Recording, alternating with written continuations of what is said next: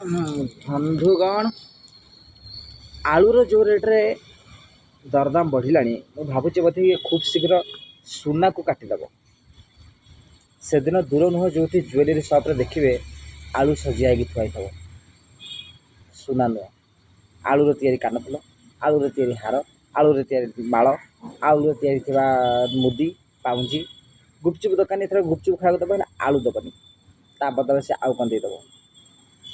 कखारू चकुड़ी देदेव कबार गुपचुप खाओ कखारू गुपचुप स्पेशल गुपचुप आलू ना धरनी आलू धर पड़ाओ आलू जब गुपचुप वाला आलू वाला गुपचुप खाए 200 टका पड़ जाए गोटे गुपचुप